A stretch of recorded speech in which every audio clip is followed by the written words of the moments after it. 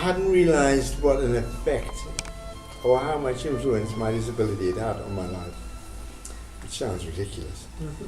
But this record sums it up in a way.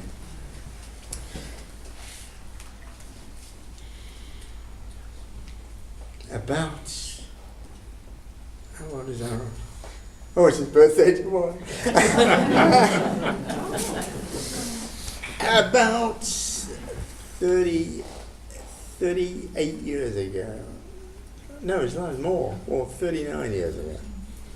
About 39 years, we were on holiday in Italy. And there was only Ruth, myself, Judith, and Aaron. And Judith turned around to Ruth one day. She said, "Tell me, is Daddy the only man in the world who can't walk?" And well, how many people do you know? How many of you know a disabled person? Well, probably none of you. And so it's, of course not. And we decided to take her to see Itzhak Perlman. Now you all know Itzhak Perlman has had not cerebral palsy, he had polio, and when he walks onto the stage, you know, it's an enormous effort. Anyway, we took her to see him in a concert, and it had a profound effect on her. I mean, she couldn't believe it. I mean, this guy, you know, cricks onto the stage, someone has to bring his violin, whatever, you wonder what's going on, and all of a sudden it's like an angel playing.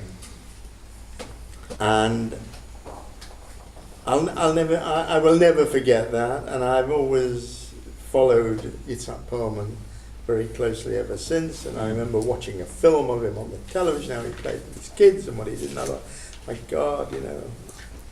Another area geographically and psychologically in your life has been Soviet Jewry. I know how important that is to you. Can you tell me why? And tell me about the 35 group, your trips to Russia. Well, I'll tell you what happened. First time I was a warden in the shul, a very long time ago.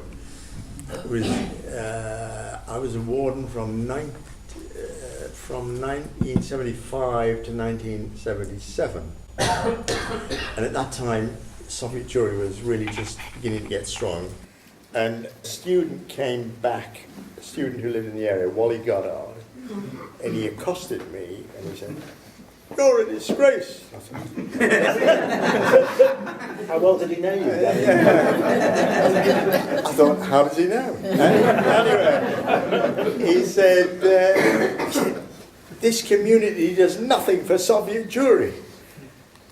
So I said, all right. I said, well, I'll tell you what, why don't you find us a family, and I will ensure that 40 or 50 people write regularly. So he found us a family in Chernobylsky, and I did. I got people to write regularly.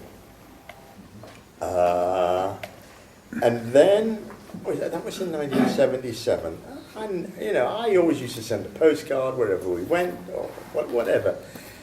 Anyway, then out of the blue, in 1978, just after our second daughter was born, I get a call from some guy in Edgware who'd been to the Soviet Union, and he'd seen Boris Chernobylsky, and he'd come back with a letter and a present. I mean, I just couldn't believe it. And I remember I said to Ruth, "I've got to go." And she said, "You haven't. You've just got a writing, baby." Anyway, 3 or 4 months later, I was absolutely determined to go. And I thought, I've got to find someone to go with. Now, I don't know if I've mentioned, but whilst I was warden, I ran an Ivrit class. There were 3 couples who came, and they came for the whole year. And it was really a very, very good venture. Now, one of the couples went off to Israel and had a holiday, and really, it was the most satisfying thing for me. What happened? The guy called me when he got back, and he said, "Danny, I've got to thank you." So I said, "Yeah." He said, I got burgled. I said, what? You got burgled and you've got to thank me? Yes. But I was able to go to the police and explain to them in Ivrit exactly what happened. And that was all thanks to you. I was overwhelmed. Now, one of the other guys on the trip was somebody called Stan Friedman. Stan and Eileen became very, very good friends of mine. Eileen finished up working at our office briefly. And I said to Stan, "Fella, don't worry. I'm going to fall over. Everything will be all right." So we get to the customs and they're giving everybody a terrible time. They're taking this, they're taking that, God knows what. Anyway, I fell over. The Russians were fantastic. They came, they picked me up, they hooked me up. I said, look, I'm here with my friend. They took the bags, they pushed us straight through. Absolutely no problem whatsoever. But let me tell you, the Russians, they're clever. Because when I went the next time, the following year, I said to the guy I went with, Henry Newman by name, I said, look, I'm going to fall over, don't worry. So I fell over. But this time, the Russian just said, get up. And I got up. And then he went through absolutely everything. He took the Jewish Chronicle, he took the Vush, he took the oranges, he took the salt beef we'd brought, he took absolutely everything. And then I noticed he was searching through my case and he couldn't find it. And I remembered I'd actually brought a Magen David on a chain and I'd put it inside a jacket and he couldn't find it. So I said, look, I think I know what you're looking for. And I brought it out and gave it to him. And then he let us go. Of course, by that time, we'd missed the tour bus and we had to get a taxi to the airport hotel.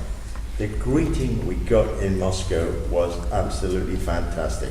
They greeted us with open arms and were absolutely delighted with all that they brought. In fact, I remember Boris Chernobyl actually saying to us that the camera that we bought, a Nikon, he'd sell it and it would enable them to live for 6 months. But the most significant thing and the most memorable matter to my mind was the following evening. Stan conducted a surgery.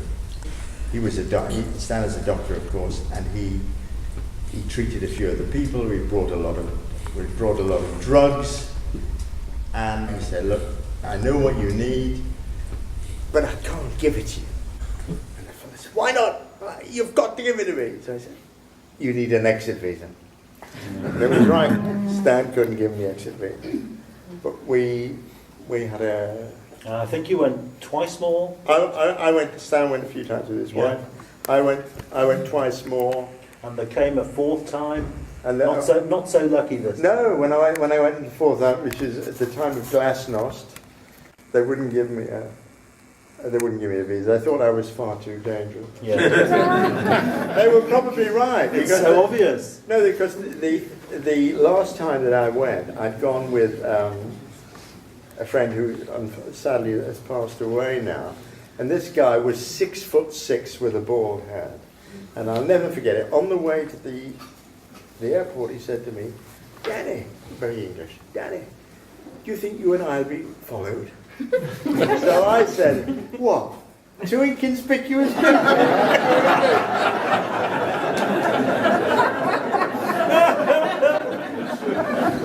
Well, I don't know if we were followed. I suspect we were. The nicest thing about it was that at the time of Glasnost, they were letting people out from time to time for trips. And that was at the time of my son's bar mitzvah. And Boris Chernobyl, our refusnik, had been allowed out with Sakharov for a trip to Russia. By pure coincidence, this was at the same time as our son's bar mitzvah. By hook or by crook, I managed to get hold of Boris. He came over to England for the bar mitzvah, and he stayed with Stan. He came to the shul for the bar mitzvah, and Rabbi Schindler, to his credit, allowed him to speak, to say a few words. And he only said a very few words, but it was a very, very moving occasion. Boris went back to Russia and eventually emigrated to Israel with his family. A guy who'd been in a special regime camp, who'd gone through all sorts of problems, and he had the most tragic end, unfortunately. After he'd been in Israel for about 6 or 7 years, he went swimming one afternoon in Ashkelon. The current caught him, and unfortunately, he drowned. There is a song that was, sung in all the Jewish symphonies at that time. Am Yisrael Chai. Tell me about that song, your sixth song. Whenever I look at in particular, the video of Aaron's bar mitzvah, there he was, Am Yisrael, Am Yisrael, Am Yisrael Chai. Od Avinu Chai, Od Avinu Chai, Od Avinu, Od Avinu, Od Avinu Chai, Od Avinu Chai, Od Avinu Chai, Od Avinu, Od Avinu, Od Avinu Chai. Am Yisrael, Am Yisrael, Am Yisrael Chai. Am Yisrael, Am Yisrael, Am Yisrael Chai. Am Yisrael, Am Yisrael, Am Yisrael Chai. Am Yisrael, Am Yisrael, Am Yisrael Chai. Od Avinu Chai, Od Avinu Chai. Od Avinu, Od Avinu, Od Avinu Chai. Od Avinu Chai, Od Avinu Chai. Od Avinu, Od Avinu, Od Avinu Chai. Am Yisrael, Am Yisrael, Am Yisrael Chai. Am Yisrael, Am Yisrael, Am Yisrael Chai. Am Yisrael, Am Yisrael, Am Yisrael Chai. Am Yisrael, Am Yisrael, Am Yisrael Chai. Od Avinu Chai.